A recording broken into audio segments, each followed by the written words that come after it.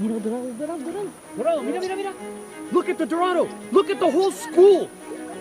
A whole school of them.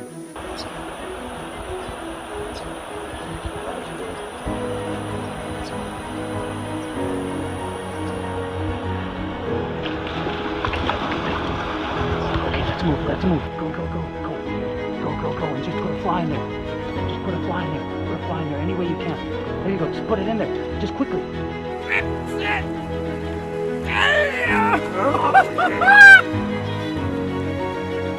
Cast! Frederick! Below the rapid! Below the rapid! Beautiful!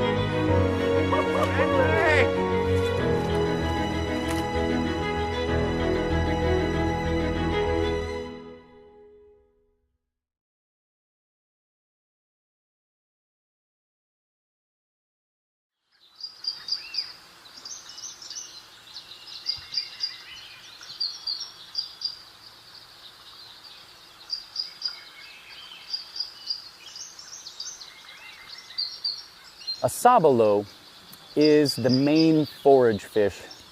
They're pretty much the grazers of this ecosystem. And the lions are the Dorado. You'll see huge schools of them, and pretty much they sustain all life on this river system.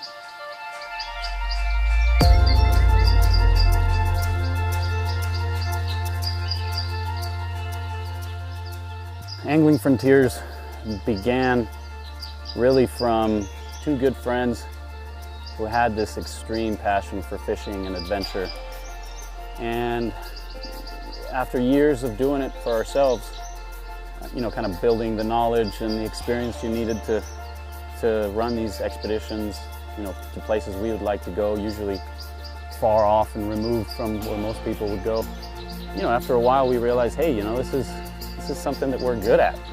Doing all these things, having these adventures are always that much sweeter when you have a group of people to share it with rather than just ourselves. And we're just thinking, man, you know, how awesome would it be to share this unique feeling that you get when you're out here with the world.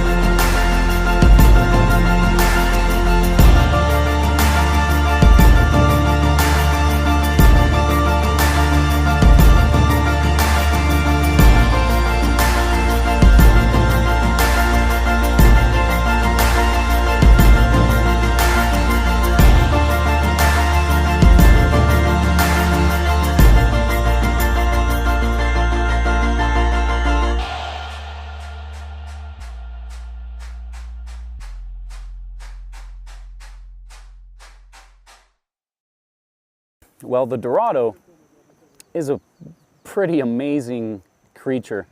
It's so unique in its behavior. I think that's what the biggest allure of the fish is their behavior. Normally in freshwater, you don't associate behavior such as theirs for a freshwater fish. And in this case, you know, it's almost like having a saltwater predator in a little trout stream. Dorado are very, very susceptible to any sort of fish or animal that shows distress or panic. It just triggers them into attacking.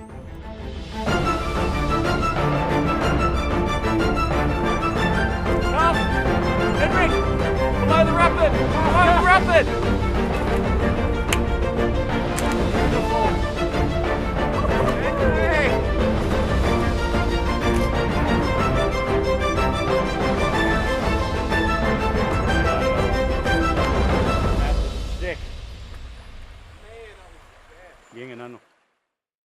What's really cool about them is in such small water, you can watch a group of Dorado, pretty much like lions or orcas, and they manage to just strategically push sabalo, and they'll do that working together, pushing them against the shallows, pushing them against structure, and eventually capitalizing on an opportunity and showing why they're so badass.